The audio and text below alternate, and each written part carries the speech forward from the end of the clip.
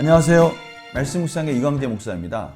사도 바울은 어제 그릇된 지식을 가지고 있는 유대인들과 대조해서 믿음으로 말미암은 의가 구원에 이르는 하나님께서 가르쳐 주시는 바른 길이라는 것을 말씀하였습니다.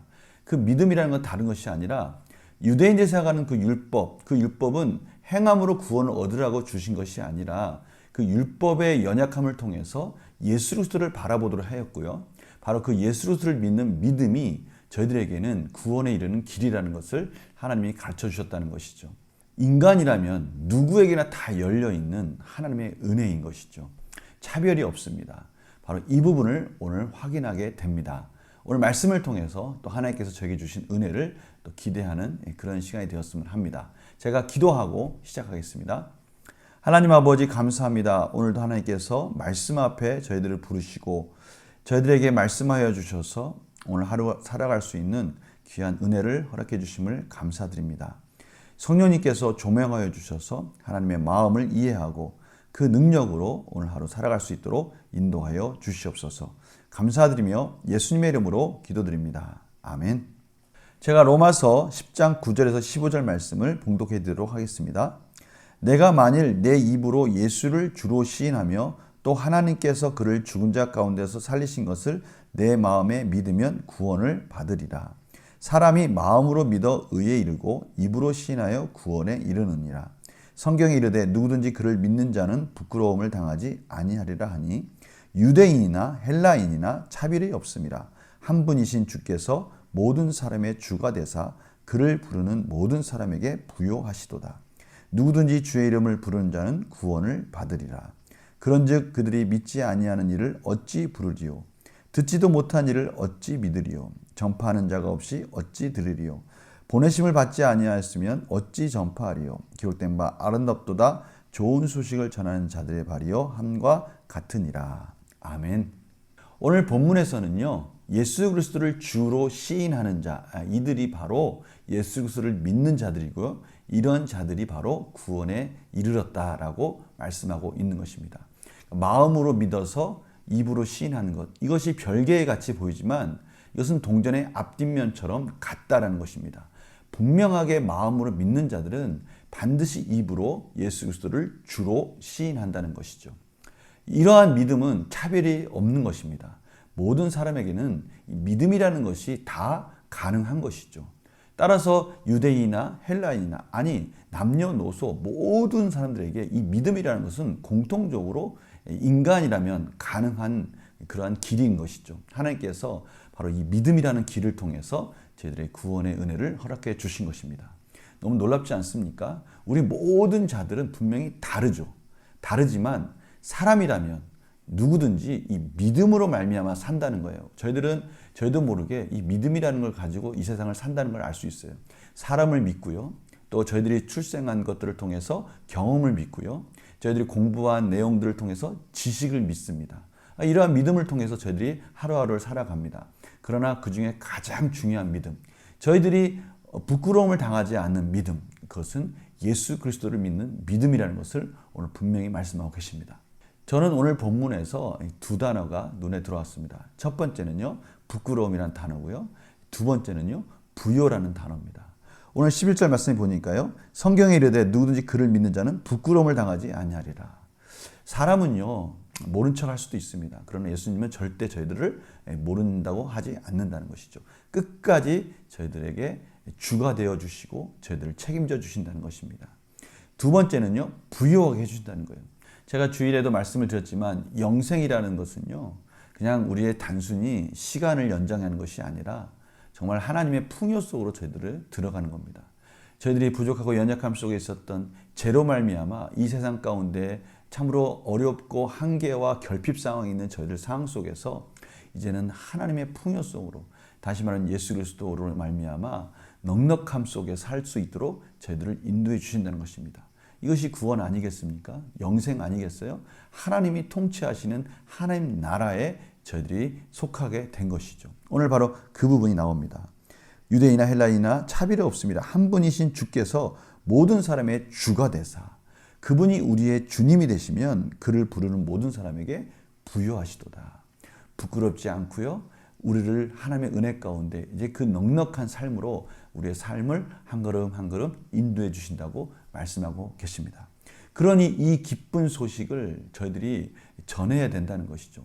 오늘 말씀과 같이 이것은 들어야 되지 않습니까? 근데 듣기 위해서는 누군가가 그것을 전해야 되고요. 누군가 그것을 전하기 위해서 누가 또 보내야 된다는 것이죠. 오늘 이러한 과정들을 통해서 우리는 복음을 전해야 된다라는 것을 강조하고 있습니다. 누군가 이것을 들어야 된다는 거예요. 그래야 믿음이 시작되고 그 믿음으로 말미암아 마음속에서 입으로 시인한 것까지 저희들이 이르게 된다는 것입니다. 오늘 이 말씀을 통해서 저희들에게 강한 도전을 주고 있습니다. 오늘 저희들이 이 복음을 듣게 된 것은 누군가가 전했기 때문이고요. 그렇다면 저희들은 그들에게 빚진 자가 된 것이지 않습니까? 오늘 본문을 통해서 바로 그 부분을 깨달으라고 하나님께서 말씀하시는 것이죠. 우리 질문을 통해서 더욱더 한 걸음 들어가 보도록 하겠습니다. 바울은 어떤 사람이 구원을 받는다고 설명합니까? 9절에 예수를 주로 시인하며 또 하나님께서 그를 죽은 자 가운데 살리신 것을 내 마음에 믿으면 구원을 받는다라는 것입니다. 13절에 동일하게요. 누구든지 주의 이름을 부르는 자는 구원을 받는다. 주의 이름을 부르는다. 입으로 시인한다는 것이죠. 그러나 그 입으로 시인한다는 것은 마음으로 진실되게 믿었기 때문에 입으로 시인하는 것이기 때문에 그것은 같은 의미를 가지고 있는 거겠죠. 두 번째 문제 볼까요? 바울은 구원의 범위에 대해 어떻게 말하고 있습니까? 이 믿음이라는 것은요. 남녀노소 상관없이 모든 민족 상관없이 그것을 막을 수 있는 그러한 한계와 장벽은 없다는 겁니다. 모든 인간이라면 이 믿음으로 지금 살고 있기 때문에 우리가 예수 그리스도를 믿는다는 것, 이것은 차별이 없는 하나님이 주신 놀라운 도구입니다. 구원의 도구가 되는 것이죠. 연구와 묵상을 보겠습니다. 바울이 구원의 대상에 차별이 없음을 강조하는 이유는 무엇입니까? 오늘 바울이 이렇게 주장하고 믿음이 구원에 차별이 없다라는 것은 다른 말로 하면 구원은 믿음으로 말미암아 가능하다는 것을 다시 한번 강조하는 것입니다. 어떠한 지식적인 거나요, 또 어떠한 혈통적이거나 또는 어떠한 행위로 말미암아 구원을 얻을 수 있는 것이 아니라 오직 믿음으로 가능하다는 것을 강조하기 위해서 구원에는 차별이 없다라는 것을 지금 다시 한번 설명하고 있는 것이죠. 느낀 점 보겠습니다. 누구에게나 차별 없이 구원의 은혜를 베푸시는 하나님을 보며 무엇을 느낍니까? 저는 오늘 이 말씀을 보면서 저들에게 강한 도전을 주시는 하나님의 음성을 듣습니다. 이 말씀이 있었기에 온 나라에서 저희 나라에 선교사를 파송한 겁니다. 선교사를 파송한 이유는 딱 하나죠. 누구든지 듣기만 하면, 누구든지 듣고 믿기만 하면 구원을 얻을 수 있다는 이 조건 하나, 이것을 열어주기 위해서, 이것을 가르쳐주기 위해서 전 세계에서 우리나라에 선교사를 파송했고요. 그러한 선교사들을 통해서 저희들 가운데 흘러서 시대를 초월하고 국경을 초월하고 환경을 초월해서 이제 저희들이 믿음을 갖게 된 것입니다. 이것은 또 다른 도전을 줍니다. 저희들도 그렇게 해야 될 빚진 자가 되었다는 것이죠. 저희들에게 이렇게 흘러온 복음을 저희들은 빚진 자의 마음으로 저희들도 그것을 전하는 데에 동참해야 된다는 것입니다. 아무 조건 없이 믿음으로 말미암아 구원에 이르는 이 의는 전하는 자가 있어야 되고 이제 우리가 그렇게 은혜를 받았으니 우리도 전해야 되는 것이 마땅하지 않겠느냐라고 하나님께서 저희들에게 도전을 주는 것입니다. 이것이 저희들 마음속에 늘 이 부담으로 있지 않습니까? 사실 그렇죠. 저도 늘 이것이 부담으로 있습니다. 어떻게 하면 이 복음을 전할 수 있을까? 그러나 그냥 있는 것과 이것을 매일 들으면서 부담을 가지면서 하나님께 지혜를 구하는 것은 차원이 다른 것이죠. 그래서 오늘 또 저희들이 이 복음을 듣는 거 아니겠습니까? 그래서 결단과 적용이 바로 이 부분에 대한 도전입니다. 내 마음에 복음 전하기를 주저하며 제한하는 대상이 있다면 누구입니까? 무엇이 우리가 복음을 전하는 것을 제한하고 있느냐 이것이죠. 지금은 팬데믹 상황에서 코로나19를 통해서 사람을 만나는 것이 어려워지게 됐고요. 또 복음을 전한다는 이런 여러 가지 방법들이 많이 제한을 받고 있는데 그래서 저희들은 두 번째 적용에 대해서 한번 고민해 봐야 되지 않겠습니까?